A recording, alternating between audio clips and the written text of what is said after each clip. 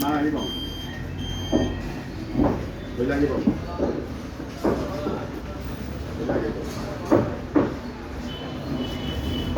বললেন যে এই মাল আছে কি না, তো আমার কাছে শর্ট ছিল, আমি বাসা থেকে দিয়ে গেলাম, তারপরে যা চাইছেন বলে তো ভাই তো লাগেই, তো মিটফোর্ড থেকে ওই পরিমাণ আবার নিয়ে আসলাম, বুঝছেন এই আর কি।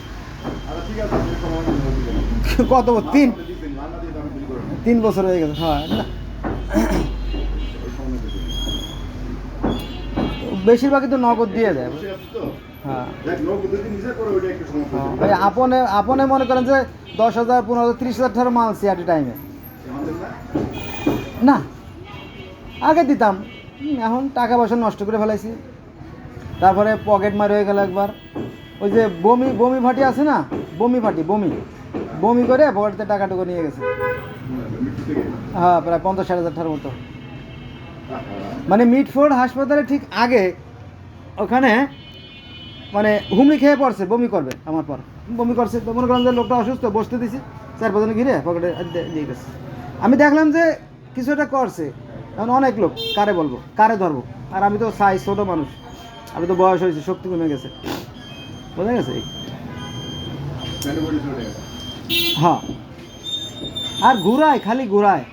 ওই যে শরাফত মেডিকেলে ডাক্তার আমিন আছে, ওনারে একবারে 5,000 টাকার মাল দিলাম, 4,000 টাকার মাল দিলাম, উনি দেয় 200 টাকা দিয়েছে, পরে আর মাল দিনে। হ্যাঁ কদিন আগে ফোন দিছি, আমি অসুস্থ। হ্যাঁ না, ফার্মেসি নাই। উনি বললে কিন্তু আমি তো অসুস্থ, আমি বললাম যে অসুস্থ আপনি যাবেন মারা, ওনার তো অনেক টাকার মালিক উনি।